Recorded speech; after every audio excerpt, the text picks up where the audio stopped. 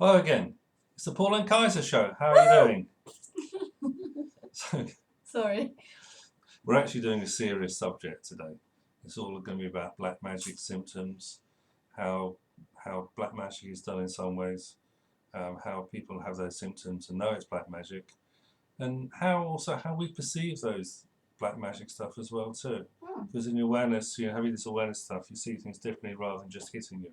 Is that right, Kajsa? Yes. Sometimes you may also see how the black magic manifests from the magician's point of view. So it can show up in many, many different ways. You really have to know yourself and know what magic is about for you to distinguish between the differences. And the problem is magic is done all around the world, in all cultures, in all religions. People who believe in God do black magic. People who don't believe in God do black magic. People can do black magic in one religion and they do it to people in another religion. There's an infinite variety of means and methods that go on. People can also do black magic without knowing they're doing black magic. There's also that. There's the evil eye, just looking at someone and sort of thinking, I really hate you, I'm really so jealous, you're so beautiful, I want you to be ugly and have no love in your life. Yeah. And it's terrible. Sorry, it's if you kind of make it heavy, then it's a problem. So you have to be able to joke about these things as well too. Hey. Otherwise, it gets really serious and really heavy, and we have to look like we're really depressed. So return everything to sender. Yes, return to sender. That's the video we did the other day. Yeah, return check it out. To sender. Really good video. Like and subscribe. Absolutely. So this thing about symptoms, you can just feel heavy, you can feel like you're blocked in your life, people don't talk to you or people don't communicate to you in the right way, you feel that opportunities get closed down before you even turn up, you trip over things, you walk into things. You may perceive a lot of abuse as well coming into your life. Yeah, people are just disrespectful, they just ignore you, you feel like you're not there. Yeah. And that can be friends, that can be family. Work colleagues, strangers, all sorts of weird ways. And it's not kind of paranoia either. There's something else that's going on. Yeah. And it's our job to help people to to find out, because it's what you think it might be, and there's what it could be. And black magic is easy to do. Anyone can do it. You just have to really hate someone, basically. Yes. It's very simple as that. Or you just really dislike them, maybe. Yeah. And you can just build on those sort of things. Professional magicians don't have that hate or dislike. They're just saying, yeah, pay me, I'll do it. So easy to do black magic. But it's a bit like unscrambling the scrambled egg and putting it back into its egg. It's impossible to do from that point of view. So it's easy to scramble an egg and mix it all up, but you can't unscramble it. No. But that's kind of, in essence, what you have to do. So I suppose you're wondering now how we can do it. Yeah. How do we do it, Kajsa? Oh, there are many ways. Many different ways. There are many ways. And there's hope. There's hope. And for sure. And a lot of what we do is done in our own consciousness, our own awareness.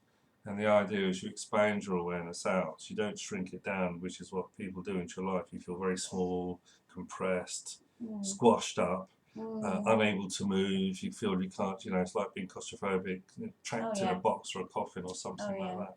Difficult to breathe sometimes. Yeah, literally, you can sort of, it's sometimes when I experience bad energy, I feel like I'm choking. I feel like I'm going to throw up. Like, oh my God. Yeah, I know.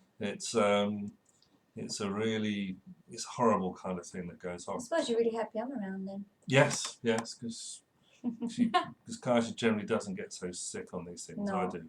And I find it's not fun that any of you are going through this. No. But yeah, I love dealing with it. It's like I really enjoy dealing with black magic. I enjoy solving the problem. Yeah. And it's my kick. It's finding the symptoms, and you have to trace things back, maybe through other things that are going on in life, and finding the thread that's going to take you to whoever is doing these things and how they did it and when they did it. Oh God, yeah. It just goes on and on and on. Work. It is. it is detective work, but the clues come from the person, people we help. They give us a little bit, find out the background of things, and then you can sort of work out energetically back to the source. Yes. And then it's about changing and transforming that energy. Sometimes it's easy to do. You can do in 5 minutes. Some of these things. They're not. Some of these things, in our own lives. But sometimes they are. Yeah. Yeah, sometimes in life they take weeks or even longer. It's difficult to say sometimes. But the rule of thumb is, the longer these things have been going on, the harder it is, and the longer it takes to fix them. Yeah. The good news is that whatever's been taken from you, whatever's been done, when the healing happens, you get more back than was taken. Now, how does that work? Well, it does. You get a greater life because your life has moved on anyway in some ways.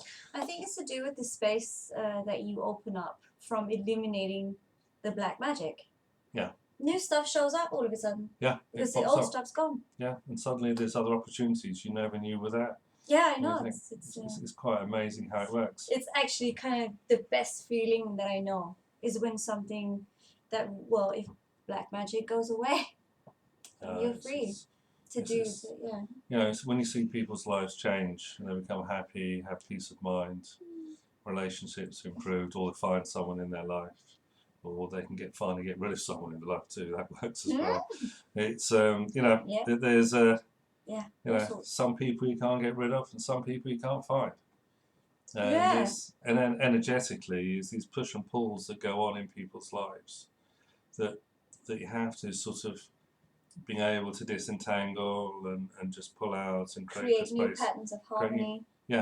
And give a new sense of perspective on things as well. Yeah. So we could talk about symptoms.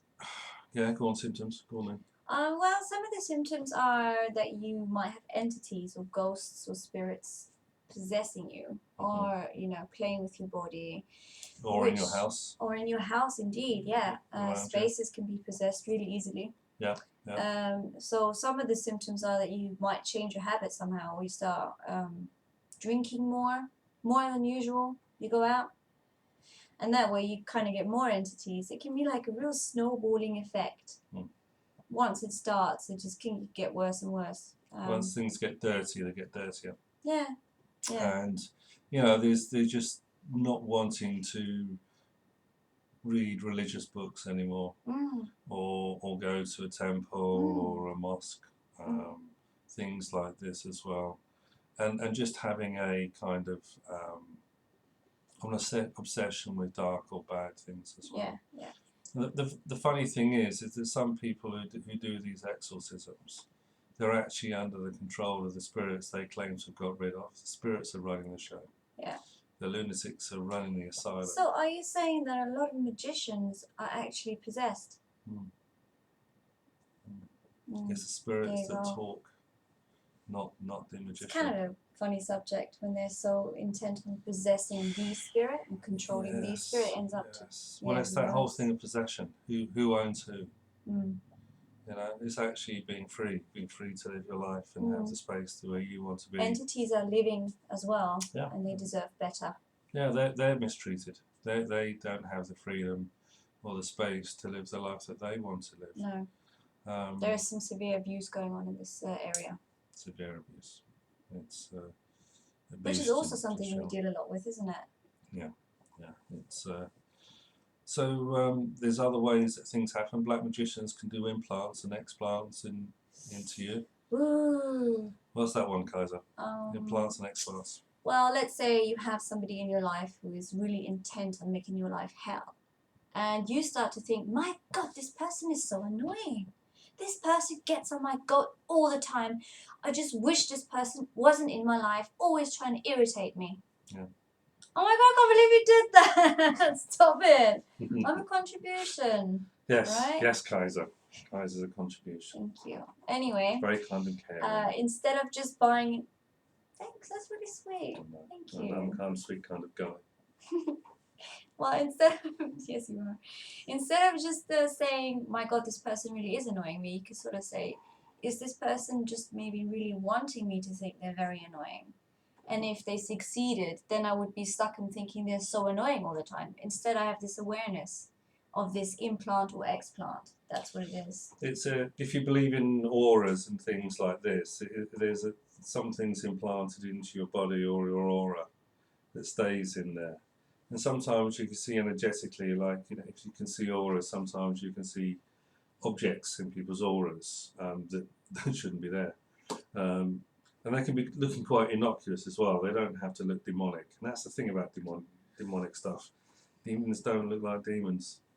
No. They look like other people. They you know, they can look quite nice and cute and lovely. Mm. You know, they're not all minions. No. You know, oh no.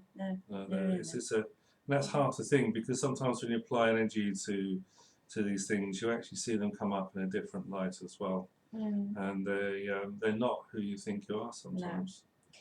Demons often also just stop you from having fun. Like they're literally here to, what is it?